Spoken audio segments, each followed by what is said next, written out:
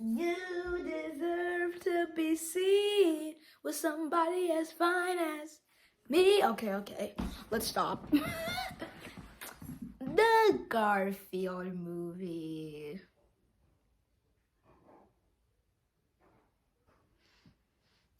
Okay, so last night I saw the Garfield movie and it was like 9 o'clock when I got home, and cousins.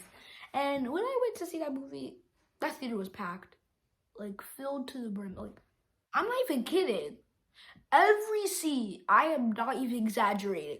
Every single seat had a person in it. Literally, it's that. So that means it must be good, right? But the big question is the Garfield movie? A lot of people give a like the Garfield movie has gotten a lot of hate, like a lot of hate. Like the reviews on this movie, like let me go get my computer. Gonna look at the reviews for this movie. So one person said, "This movie is just like Mondays." Someone else said, "The Garfield movie sucks. Kids deserve better." Yeah, what did those say? And I think the audience score is only like a 67 or something. But drum roll, please. Is the Garfield movie good? Drum roll, please. It was alright. Yeah, it was alright. It wasn't a bad movie, but it wasn't a great movie. Okay, so as you know, let's start off with the good. The good. Okay, so the good side of this movie is the characters. The characters are really fun and quirky and pretty cool. Yeah, pretty cool, yeah. And yeah, it's pretty much all of the characters that you need to know. They're just fun, quirky characters that give a lot to that show a lot to the plot, and especially like the characters are good, like Garfield, Odie, Vic, the cat, the villain, I forgot. Jinx. Those two dogs. And the characters are fun. And if you haven't seen the movie yet, make sure to skip to this timestamp on the screen. So, the plot of the movie, this is spoilers. The plot of the movie is Garfield and Odie get kidnapped, and Garfield meets his dad, and the villain Jinx wants them to bring milk to her in 3 days. That's what they think, but Jinx was actually trying to send Garfield's dad back to the pound so he can get back to the pound from stealing milk. Okay, that's pretty much it. And they're trying to get back home without getting sent to the pound or anything. And it's a really action-packed, fun movie, and there's a lot of action in it. Yeah. And another thing good about the movie is the voice acting. The voice acting it's great. Chris Pratt, even though Chris Pratt voices like everyone these days, he voiced the guy from Jurassic Park. He voiced Emmett from the Lego movie. He voices Mario. Okay, so he does voice a lot of characters. Chris Pratt, he just voices. Is he gonna voice Shadow in Sonic Movie 3? Oh. Well, then again, it's Keanu. Who doesn't like Keanu? Well, yeah, Keanu, you've seen it anyway. Keanu is in John Wick. Don't ask me how I know what that is. Toy Story 4, and a bunch of other movies that you love. But still, Chris Pratt is everywhere. And we also have Samuel Jackson.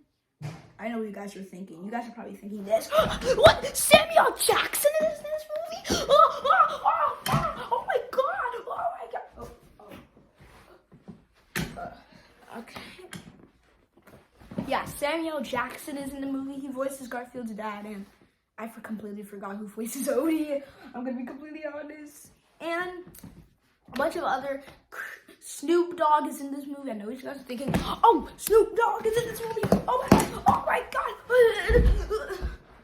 Bro, is he having a seizure? Yeah, that's probably what you guys are thinking. There's a bunch of famous people in this movie, and you guys are probably going crazy. If you guys have seen Sonic Walker 55's reaction to seeing that Samuel Jackson is in this movie, you should definitely see it. And Sonic was screaming. Okay, but let's talk about the bad. Okay, the bad is the pacing in this movie. The pacing is not that good. The movie felt like really short, even though the movie is like almost 2 hours long. The movie's like an hour and 40 minutes long, but it felt like an hour and 20. It felt 20 minutes shorter, and I felt like there was like, no, not filler, but no, there wasn't really any filler in this movie. But just the pacing, it just didn't feel right, and I felt they were rushing the movie, and that it was going on too fast. Another thing bad about this movie is just the villain. I don't like the villain. Her plan was dumb, and she didn't really have anything going for it, and yeah. And another question to ask: do I think this movie deserves a sequel?